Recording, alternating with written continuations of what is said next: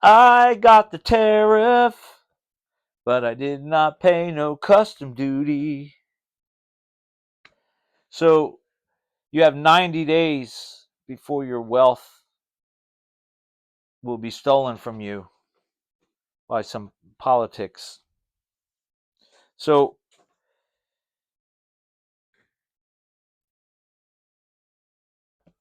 many good things could come of this.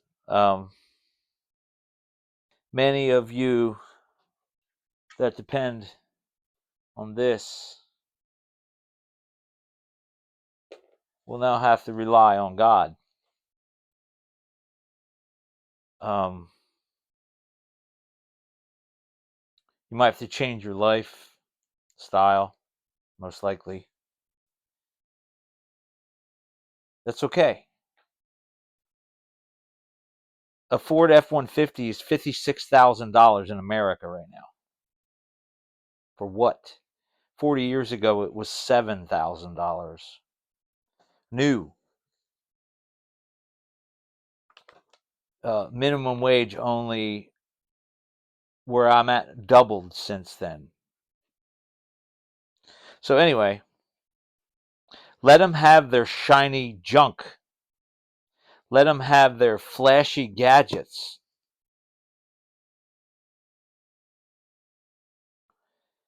For you can have God. Get yourself a book. You can get them free. Study them by candlelight if you have to. Let them have their expensive power. Shut it off.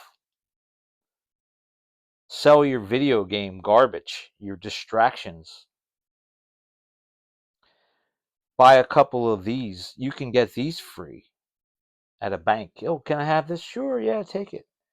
Get 10 of them. This is 97 cents. Now you can value your own thoughts. You can get one of these and this and write down what you did for today, what you thought for today, what you taught your children today, instead of chasing a lifestyle based on money. Go for a walk. See the hummingbirds, see the woodpeckers, see the robins bathing in the dust, see the flowers growing in the spring.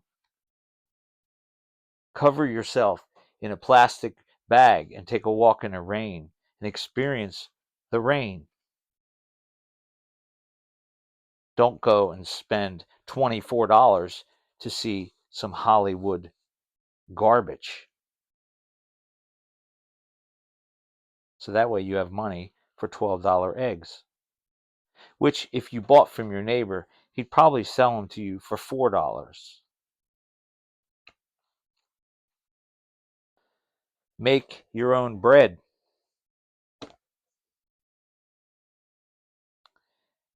This time of financial strain can be an awesome time for you to learn, to change your life.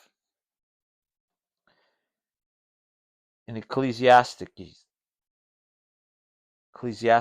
or Ecclesiastes or the preacher, okay, Solomon writes, chapter 2, verse 17. He was rich. He had servants and maidens and great possessions and small cattle above their all everything. Also silver and gold, peculiar treasure of kings and the provinces, got me men singers and women singers and delights of the sons of men and musical instruments and all that kind of sorts of very complicated life. And then chapter 2, verse 17. Therefore I hated life, because the work that is wrought under the sun is grievous unto me. He had temples and everything. The work that is wrought under the sun is grievous unto me, for all is vanity and vexation of spirit, troubling to his spirit. This will help your spirit, your mind, writing it down, drawing. Maybe you can learn to sketch. Maybe you can learn to draw. It doesn't have to be good. 97 cents, free, time. Do this instead of being distracted by liars on a screen. Make use of this expensive time. Proverbs chapter 13, verse 11. Wealth gotten by vanity shall be diminished. That's all of the rich people that are going to get rich off tariff. But he that gathereth by labor shall increase. You can labor and increase in your spirit, in your wisdom, in your knowledge, in your connection with God. You can labor and gain a skill. You can have something to pass on to your children. Imagine filling this whole notebook of your knowledge. Knowledge of the field, knowledge of the work, knowledge of the warehouse, knowledge of the car that you fix, knowledge of the walks that you took in the rain. Maybe you're a poet and don't even know it. There's many things that you can do, I'm sure, instead of TV. Oh, look, my team lost. Let's go to Matthew chapter 6, verse 24. No man can serve two masters, for either he will hate the one and love the other, or else he will hold to the one and despise the other. Ye cannot serve God and mammon. Mammon is riches. Breaking it down for you. Mammon is wealth. You're either struggling for wealth apart from God, or you're seeking God and he will fill you with riches. Riches of life. A life of value, not one of price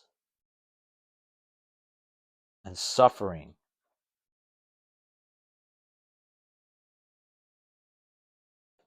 Free. 97. Free.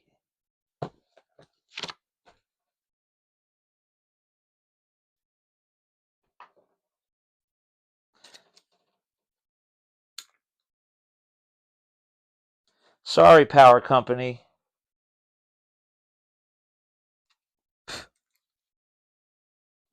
You're not getting hundreds this month. Adapt, survive, and thrive. Find your riches and value of your own life. Shalom.